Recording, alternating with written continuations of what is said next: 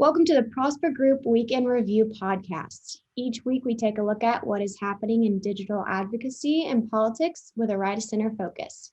I'm Caroline Alexander with Dan Huber, and we are your host. Thanks, Caroline.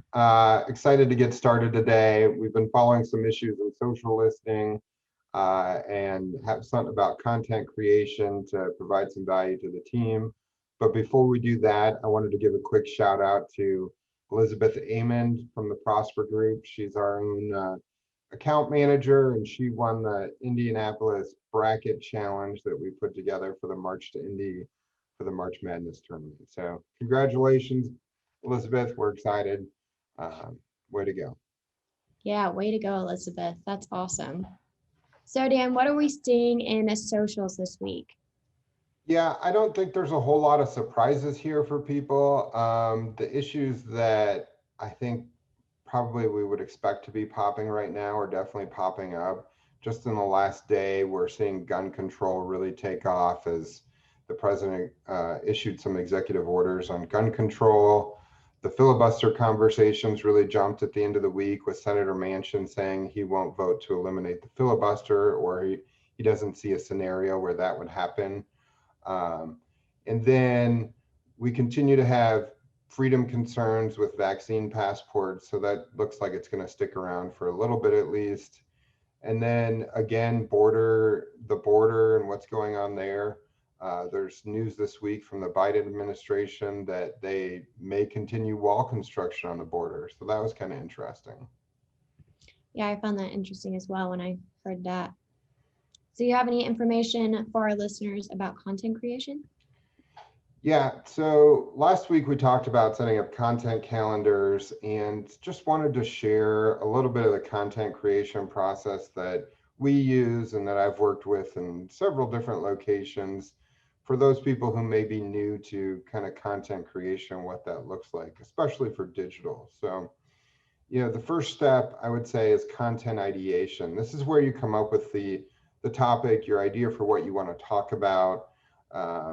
You want to be thinking about who's your core audience, maybe creating personas for those people, and then what questions do they have that you can answer? What value can you provide by sharing between them? So, have an idea of what purpose the content you're looking to do does. Is it thought leadership? Does it create utility?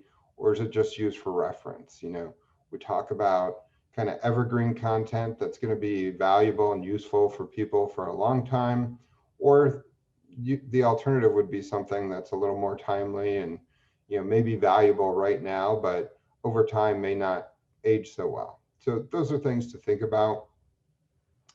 Some examples you might think about are registering to vote, voting early, elections for your kids. These might be evergreen content that you could put on your site and people could reference over time. Or you could talk about what's happened in the last week, or what do you see going on in the next month. So that information may not be as useful 3 or 4 months from now, but it could be really relevant to people right now. And then you want to go to your content planning. Again, what do you want to convey? What's the content structure or outline look like? What keywords do you want to include in there, especially if it's evergreen content? You want people to come back. So what might people search that they would want to come to your website and learn about?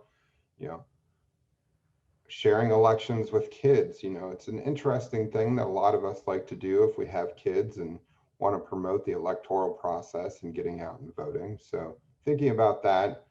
And you really should think about the reading level of the content you're creating, because if you create something that's, speaking to someone with a college education level, but you want to consume by the masses, it may be difficult to read. So think about that.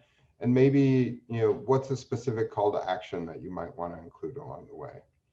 And then the third step seems pretty obvious. So I'll just throw it out there, creating a draft. This is your first whack at it, and maybe some refinement. If you do it, that's great. If you work with someone else, working together to get where you need to go on there. And then once you have that draft, you want to edit and optimize it. So create a consistent voice for how you or your brand communicates with people. Make sure that you include whatever keywords you want, if you want it to be searchable or relevant, or if you're even running ads, having keywords related to the ads you run creates value, both from a efficiency standpoint, making sure that people who go to your website from an ad get what they're looking for, but Google in their ad systems also rewards content that's relevant to what you're sending out there and that people consume well. So definitely worth thinking about. And then, is it easy to read? Does it have good grammar? Um, you might want to keep your sentences a little shorter, try and avoid long run-on sentences. I like to use as a cheat a tool called grammarly.com. It's really nice because it kind of gives you kind of a higher order grammar checker than you get within a Microsoft Office or a Google Sheets or anything like that, and really, helps you kind of understand, are you communicating clearly with your audience. So I'll include a link to that below because I think that's a neat tool to have, but it definitely comes with a little bit of a cost. And then the final step, step 5, is publish and promote.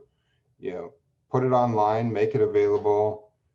You can use email, blog, website, social media to push it out there, but also to promote it and drive traffic by promoting it across those different channels, and keep promoting it over time. If you have evergreen content, you don't have to just promote it once. You can come back and share that with people several times. So those 5 things, again, step 1, content ideation, step 2, content planning, step 3, draft creation, step 4, edit and optimize, and step 5, publish and promote.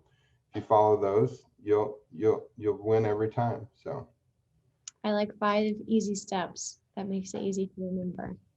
yeah. So last week, we like doing our digital action items, getting you guys involved and wanting to push your digital out more. Last week, we wanted you to build a content calendar for end of quarter for your second quarter, in quarter 2. And so we hope you all got involved and started planning for that. But this week, we want the action item to be add emails to your house file.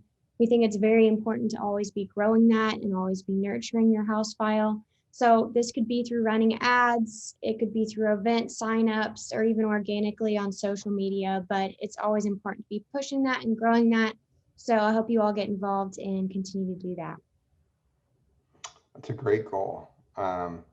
Well, with that, I hope everyone has a great weekend. Thank you for listening to the Prosper Group Weekend Review podcast.